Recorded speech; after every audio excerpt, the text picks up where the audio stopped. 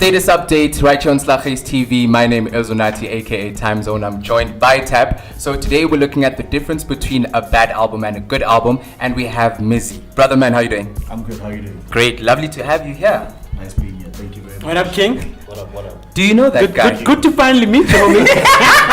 Oh, you just killed it. Good to meet the homie. Yeah. So let's just jump straight into it. You being like a very prominent figure in terms of hip hop, we understand that you've covered, you were the editor of Hype Mag, right? Yes. And you have this prominent role in hip hop. What are some of the key elements to look out for when you listen to a great album from your perspective? Before that, maybe answer that. Okay, yeah. Well, a great album is an album that you can listen to from beginning to end without skipping. Mm-hmm. Okay. So I've got a few of those albums that I know that I can listen to without even pausing, without skipping. I just go through them. I'd say it's the whole package. Yes. A great album is the whole package, and it's not just the production or the lyrics. It's everything. So I'd say the beats must be on point. Yeah. The lyrically it's got to be on point. The narrative has got to make sense. Yeah. So you get albums where, let's say the artist is not the strongest lyricist per se, yet they've put together a project that makes sense. Let's say the objective of the album was to sort of paint a story, to say this is what LA looks like. Yes. This is what happens in LA. I may not be the strongest lyricist as such, or I may not drop punchlines, yet I'm able to put you into the environment. So it depends on the purpose of the album. So it's your production, it's your content, it's the overall theme of the album. Okay, yeah. So is there a thread that runs through the entire album from beginning to end? Can you piece this thing together as a complete story? It's the artwork as well. A lot of people sort of don't consider the fact that the album art is as important as the music, because the album art shows you or tells you what to expect. I remember picking up albums, just say Bone Thugs and Harmony, back in the day, where the album art told you exactly what to expect in terms of content-wise, and production. Albums. Outkast albums tell you from the cover. In fact, before I even heard a track, I picked up that album on the strength of the cover, because you could actually, back then, you could actually judge what was in the album and how strong it would be based on the art. So artwork is very important. And then it's I suppose, the overall package. So your music video that you lead with and your single that you lead with is important as well, because that single cannot be misleading. Yes. Yes. You've got to actually show people what to expect within the album, yet have something which is viable as well. And for me, a great album is an album that creates debate. Yes. When we're sitting with a single piece of work, yet between the three of us, we can't decide which tracks we are the dopest. And based on your level of sort of hip hop knowledge or where you are in the game, you could like certain types of songs. Yeah. So I could like the jiggy singles from the album, and we could argue. And you would say no, but track number 15 is the track. Yeah. And you might argue to say a certain other track is the dopest track. It's the dopest track, track number 2. Instead of debating which album do we like, we are now sitting with a single album and we're fighting about what about this album is the strongest thing. Yeah. So that album becomes your universe in your debate. Okay. So I haven't heard such albums in a very long time. Damn, I was about to go there. Exactly. Give us an example of like an album in this that made era. you felt, that made you feel like that. No, I'm not gonna mention any album. You don't have to mention the bad. Give us the good albums and recent project you've listened to. And then you went, wow, this is mind blowing. I haven't heard this in a while. For me, it's honestly what's happened to me in the game is that I've started to sort of consume music differently. Okay. I think I've lost the capacity to actually take in music and engage with an album as a fan. Okay. I think I just took away that capacity from myself when I joined Hype magazine. Obviously, I come in there with a specific type of album that I like, a specific feel of hip hop that I like.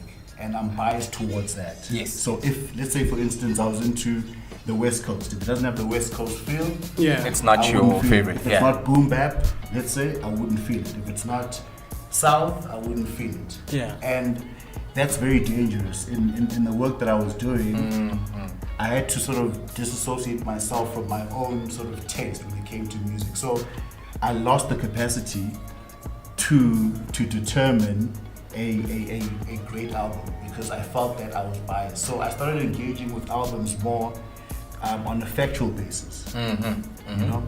Okay. How does the production sound? You know, okay, the production sounds good. What do the lyrics say? Yes. They do the right thing. How is this thing packaged?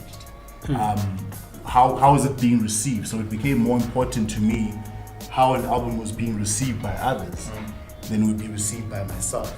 So I would really say from that point on, I decided to sort of take away that capacity to have an opinion really on albums, but sort of look out and see, okay, what do you feel about this album? What do you feel about that album? And make a determination that this seems like a strong album if the audience is actually agreeing with it. So from around 2006 on, it became difficult for me to determine what it was for me that there was a dope album. Honestly, because when when the spirit of hip hop actually sort of captured me, there was a specific time in my life. There was a specific age, and something caught me, and I can never replicate that. So the albums that I can never compare any album to the albums that caused me to fall in love with hip hop. Oh yes. Which becomes sort of unfair for any album. So for me, it's a really tricky thing. I can't tell you what. What are you listening to right now? What are you listening to? Like even locally, just look at it from a spectrum of local hip hop. What are you listening to? I'm not going to say. Why? And it looks like this job taught you to be diplomatic, nigga. Because when we look at it, I mean, hip hop has always been very cutthroat. It has a lot of critics, a lot of people support the movement, yet it's always been a vocal genre. You know, don't be scared to say your piece. I'll say this from you. I've heard good albums in hip hop. I'll even mention a Shane Eagle Yellow. That is like my favorite hip hop album currently. And then there's also been albums where like you're disappointed, Pretty Ugly, Egypt. I don't want to lie, I'm a fan of Homie, but when I heard Egypt, I was like, ish, I'm disappointed. And then you look at the body of work Rouge put into New Era Session, you know what I mean? So, with you, some of the albums that haven't really hit. I'll tell you the criteria for an album that doesn't hit. Okay. An album that doesn't hit for me is a compilation of singles. ooh. All right. Yeah. So when an artist has gone into studio Yes. and done with the energy of creating a single, Yeah. and then done it again and done it again, what you tend to pick up is that they're fishing. Yes. They're using their material to fish. So of this body of work, what's radio likely to play? And that's all I've done. I've just created, let's say, 12, 13 potential singles, and I've put them into a single album. And there's no thread or theme that runs through that album. For me, I want an album to be personal as well. Yes. You know? So don't have the compiler in mind when you're creating your album. You have the listener in mind.